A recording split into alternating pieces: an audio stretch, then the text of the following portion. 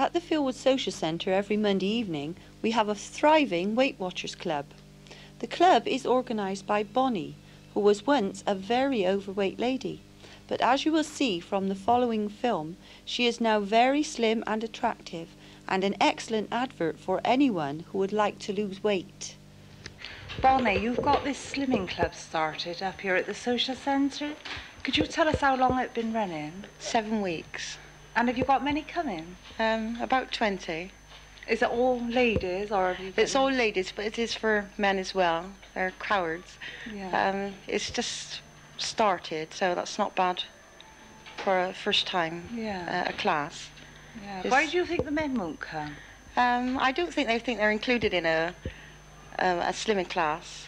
I think they need to be prompted, and they need a few to come along, and they're really embarrassed at first. The class I went to anyway was really embarrassed, but after a while they settle down or they filter out. I think men need to just as much as women, if not more. Well, of course you were big, weren't you, at one time, and you've lost a hell of a lot of weight. Yeah, it's very big. Yeah, how much weight have you lost? 6.5 stone. And what did you weigh now? 9. And how long did it take you to get all that off? A year. Gosh, you must have... Well, how did you do it? How did you achieve to lose so much? Well, I went to Miss Berman at the Tower Hill Clinic. She had a class down there, and after I had Jane, my little girl, I really decided this was it. I didn't want to be a fat mum. I've always been fat, and I thought, well, I'll give it a try.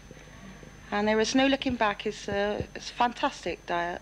Well, I'll tell you what, Bonnie, I noticed you said fat.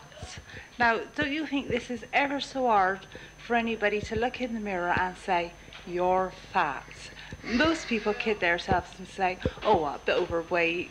But they won't admit to saying that they're fat. Do you think that's the first thing that a person's got to do is say, you're fat, and then to lose it, or what? Not really. I mean, I don't mind saying now that I'm fat, or I was fat. Yeah. I don't think I was so proud to say it when I was. No. But now I was fat. And, I mean, in your mind you're fat when you are fat. But it's literally saying it. It's hard, isn't it, to admit that you are overweight. Oh, yeah, it is. I don't think it's hard to admit you are. It's hard to do something about it. And I needed prompting, really. Well, who helped you? Your husband? Did he say, oh, you've got to lose weight? No, no. It was yourself? It was my own decision. And so I suppose, because you've lost all this weight, you want to sort of pass on the message to others, do you? Well, once you do slim down, you'll never... Or I will never, ever go back. It's so silly. Well, now, how do you start your club then? You know, like when they come in on a night time, the ladies come in, what's the first thing you do? We weigh them. And, now, when you weigh somebody, do you say it out loud? Or... No. A lot of people are wary of this. No, they just get on the scales, weighed, and... Marilyn, my assistant, she'll just mark down on their card. There's nothing shouted out or there's no embarrassment there. Yeah. But then again, it's a slimming class. I mean, a lot of people are aware of this. I thought, I would be stood in the middle of a room and said, you're fat, you're such and such a weight. But everybody goes to a slimming class. There's always somebody bigger than you. You always think you're going to be the biggest there, but there is always somebody bigger than you. Yeah. And if you are the biggest, it doesn't make much difference because you're all in the same boat. You all enjoy it. Yeah. And it's a friendly competition of losing the weight. Now, how do you run your classes? Do you say it's a calorie? You've got to count calories and all this? Or what? No, I don't push the calorie counting so much because it can get you down. It's like a disease in the end, You're counting. You're not going to go for the rest of your life counting calories. No. But it does help. Well, how do you do it then? Give me an example of what you say to the girls. Well, the first week it's the main diet, which is high calorie, high protein, low carbohydrate diet. Well, what's the difference? What is that? What is high protein and low calorie and all this business? What's that? Potatoes and bread? Oh no, high calorie or low in calorie. Everything. So I'm going to ramble on. That's all right. Well, I know all food got Yeah. calories, haven't All they? food is fattening. Yeah. All food is fattening. But there's the main food, which is bodybuilding, body tissue building, but not fattening. And what's that fruit? You need you need a bit of everything in your diet. I mean, I never say don't eat a cake. No. I never say that. If you really want a cake, I said to the girls, if you want a cake, then eat it. But most people, if you eat a cake and you're on a diet, you say, blow it, I've had a cake today, I'm going to break my diet, this is it. Yeah. But I say, no, if you want a cake or whatever your downfall is, and this cake or whatever it is getting on your nerves that much, like, I say eat it, then forget you've ate it, and then go straight on your diet. Again. So really, you're saying that if you're on a diet and you cheat, well, that's all right. Have a cheat in and out. Is that what you're saying? Yeah, well, they've all got their cheats. I mean, they're allowed a quarter of sweets a week. They're on What this about bread, Bonnie? Oh yes, 3.5 slices of bread a day. Yeah. I will give you the diet sheets and the hint sheets if you like. Oh, 4 of them. Okay. Oh, don't be nasty. I could ramble on otherwise. And so, well, how are they all getting on? Have anybody lost any weight? Oh yes, we've got one girl has lost 2 stone in 7 weeks. Of course. And they've all averaged half a stone to a stone. What, in 7 weeks? In 7 weeks, yeah. That's marvellous, I think. Yeah, they've all done very good. Yeah. Very good. But this diet is when people say diet, you automatically think of starvation. Well, this is a training. I call it a training. I was taught it's a way of life, this diet. Yeah. Now, what about the psychological effects? Now, suppose and say somebody have lost, say, 2 or 3 stone and they got down to their proper weight. Now, they're thin, but do they still think fat? Yeah. Do you know what I mean? Your confidence. You've got to build your confidence up and think, well, I am thin now. Oh yeah, I can get in a swimming costume. Yeah. Do you find that people still think fat? You know, that they can't get in a swimming costume, although they're thin. I used to do that when I come down 3-4 stone. I go past a shop window, I think, well, that's me, and lovely, you know. Yeah. And in a shop, I go straight to the outsides and think, well, I don't really need that. Or I look at something, no, that won't fit.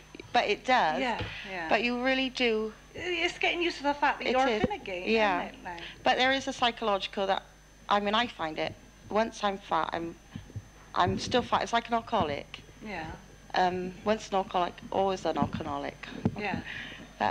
Once you're fat, overweight, and you'll read, you will always be inclined to. Yeah. So you've always got to watch that, I should imagine. Yeah, and also it's metabolism as well. I mean, I got a slow working metabolism, so if I lapse on my diet, I mean, I can put on half a stone in a fortnight, or a week rather. Of course, a lot of people... people... do it, Christmas. You want a lot of people say this is their gland. No. Do you think that's a good excuse? No, that's rubbish. Oh, is it? Because if it's... We all said this at one time, I did. Yeah. And, well, bones we were talking about, but a lot of people said, but nobody's that big boned. Well, what about the people saying, oh, well, we're all big in our family? I mean, it's my rubbish. granny was. Oh. It's rubbish, because my mother was big. My dad's family are big people. I don't mean fat, but they are big people. Yeah. Some of them. I was always told I took after my mum. Yeah. And I was born, well, I was a big baby, and I just got fatter and fatter, but it was then. Really, a lot of it is to do with parents. I mean, when we were younger, and it's still now, if you've got bread, if you're packed out with a lot of bread and porridge and things like this, especially years gone by, you were well fed. A fat baby was a well fed baby. Yeah. Nowadays, a fat baby is undernourished baby. And they say they're bringing this in now, that overfeeding a baby is building up the fat cells for when they're older. But and to do with the metabolism, as I said, of the body. Well, Bonnie, I wish you the best of luck running your club, and I hope all the ladies lose plenty of weight. I think I better join. Thank you very much. Thank you very much. The Broadway at Philwood was once a thriving cinema. It is now a thriving bingo hall. But anyone who knows Fred Godwin, the manager, will know that his great love has always been the cinema. So although times have changed, Fred still keeps up the tradition by running a film show at the Broadway every Saturday morning for children. And now a film of Fred, talking to Pat in the projection room at the Broadway cinema. Fred, could you tell me when this cinema was first built? Well, the cinema was first built, I believe, 1938. The end of 1938 it was opened. It took about 2 years to build.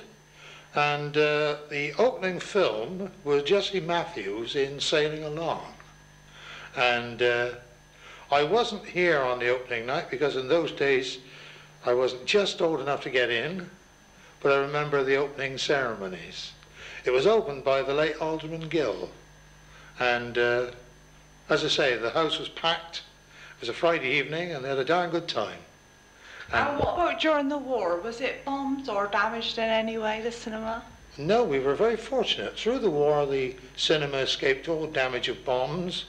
Of course, at the wartime, I was away in the services, and mainly I was employed at the Ritz at Brislington, but I know the cinema very well, having been a resident in the area from a boy, and coming here, and eventually working here. So, but now it's bingo most of the time, and just Saturday mornings for the children's matinee, isn't it? Yes, it's a sorry day for the cinema to come to this pass, but unfortunately we are not the only cinema to be in the same position. But at least you have the Gaiety Cinema, which is situated about a mile away, and also run by this company, and they are still producing films, and as you know, as being a great cinema goer yourself and your family, I believe you went last week to see a Disney program, and the place was packed. Yeah, yes. Well, if they can do it, there's still scope for the cinema. But with us in this area, the people seem to want bingo, so if they want bingo, they can have it. And we're pleased to see them. Naturally, the Broadway is still open. Yeah. But the children are not forgotten. Saturday mornings, we run our children's film show for the children.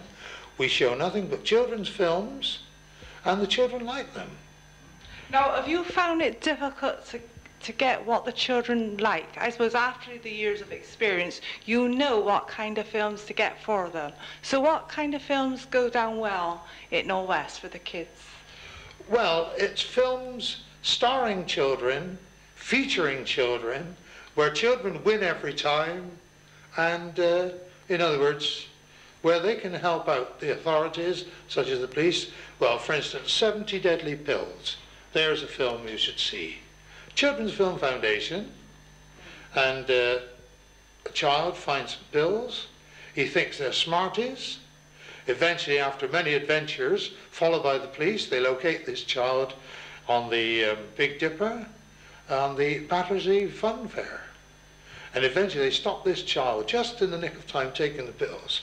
And of course, the children, well, they have obviously win the day, but the police, of course, get the fanfares. Well, it's not only entertainment, but they've learned a lesson from the film, I suppose. Definitely, definitely.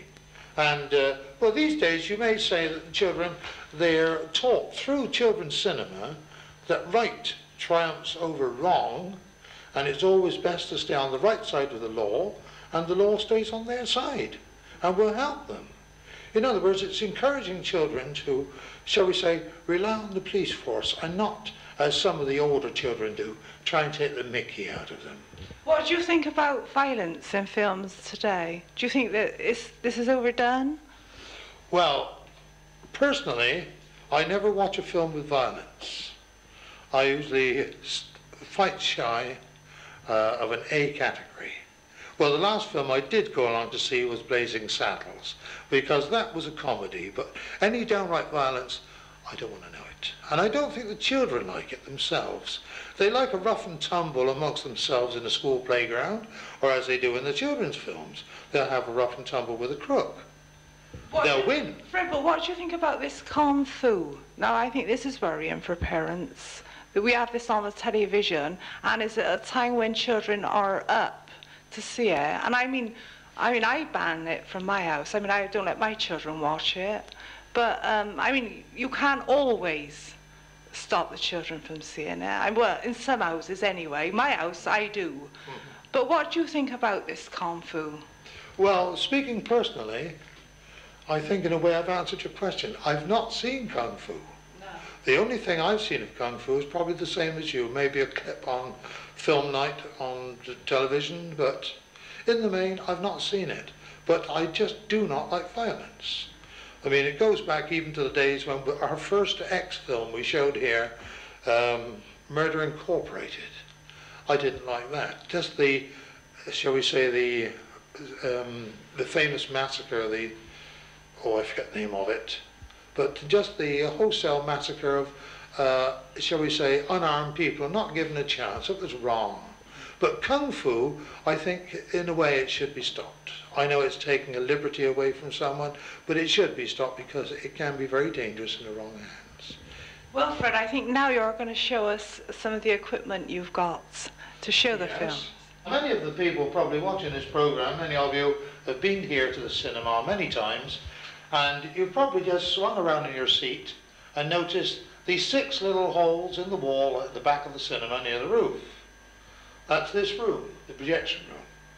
Now, behind 2 of them are the film projectors, number 1 and number 2. We have to have 2 because the films are never sent in one big reel, not these days, and they come in reels this size, which carry approximately 2,000 feet of film. Now, on here at the moment, you'll see the film is half full, or just under. That runs about 8 minutes. That is a cartoon. We'll run it through in a few minutes, just let you hear the sound and that, and the projector running. But each one of these projectors, they are now about 35 years old, and they're just as good as the day they were built. The picture mechanisms are Knowle 12 picture heads. That's for the possibly projectionist who will be watching this program. They may be interested. That's Knowle 12 mechanism. The G3 sound head, which is a driven head mounted to a standard GB Knowle base with a GK Commander arc lamp. That's Q40. Now, the amplifier, which is situate between the projectors, that's a GK18 amplifier, giving 18 watts of undistorted sound. It's very efficient, and they drive the 4 dual-sonic speaker assembly comprising of 1 12-cell horn and 2 15-inch Lansing bass speakers. Now, the projector mechanism itself is a centrifugally oiled machine. It's got an automatic pump which ensures oil reaches all parts of the mechanism. In the old days, as some of the old projectionists remember, it was frantic reaching for the oil can every half an hour. Gallons of oil flooding down into trays on the floor. But nevertheless, this, as I say, is all encased in one mechanism, in one shell. When the projector runs, the oil is pumped up through this glass and runs down through about 7 lines to different parts of the mechanism. Now the sound head, was the sound reproduction here. It's an optical sound recordings only. By putting the key over, we have the exciter lamp now on. The light comes through the lens, through the film, into the photoelectric cell department here, which the sound is then carried away into the amplifier and emerges from the rear of the screen as sound. And also there's a monitor speaker up here which allows us to keep with the sound. Now, we'll close up these spool boxes. The film passes from this spool box here, the top magazine, down through the projector, through the sound head, and down into the take-up magazine at the bottom. From then, when it's completed, it's run, it's taken over to the rewind bench, rewound, and put ready for the next show. Now, the arc lamp, I'm afraid we don't use the xenon lamps, as is very usefully used in most of the small mini cinemas of today. But we have here the arc lamp which uses carbons. Don't turn it on. Now I won't turn the juice on, because if I do we may damage the camera. But this arc lamp runs at 60 amperes, which is, with its arc voltage, gives you somewhere between 1800 and 2000 watts, 2 kilowatts, which is quite nice for a side screen that we produce. The size of the screen is 22 feet across, at CinemaScope 30 feet. So, as you can tell, it's quite a nice, comfortable size picture. I'll just close the dowser, put the door down. Now, under the arc lamp, towards the rear of the base, we have switches and a handle, resistance handle. Now, this switch sets the whole lot working.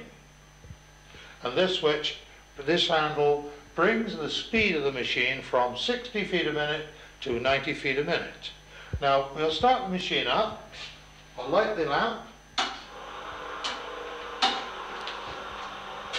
Now, it will be a bit noisy in here when the projector starts running. Now, the lamp is lit, so I won't open the arc lamp door to show you the light because it'll probably damage the camera.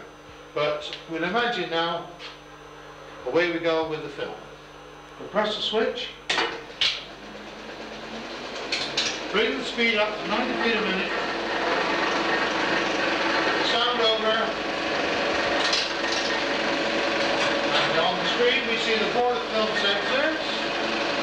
We open the curtains, and you can imagine 200 or 300 children out there cheering their heads off on a Saturday morning, which is a wonderful sensation.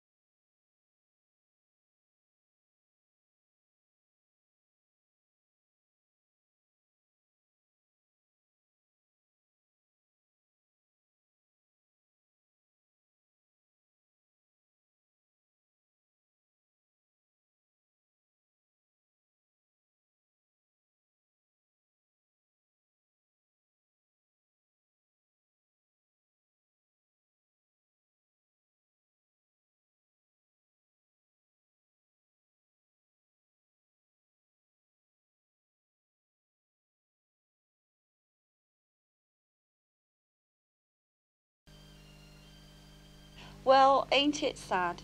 It's now the end and we've all had a lovely time. We've all gained a lot of experience and met lots of interesting people as well as making many new friends. We're sad that Bristol Channel is closing down, but we thank Rediffusion for the chance to actually make television programmes which was beyond our wildest dreams. Thank you to Jekka for putting up with us for the last year. We've got her in the studio tonight because she's usually the name at the end of our programmes, and we thought you'd like to see her in the flesh. Come on, Jekka. Clomp, clomp, clomp, clomp, clomp. She usually hides away from getting on the screen. There we are. There she is. Our television lady From Knowle West. And it's over. And what are you going to do?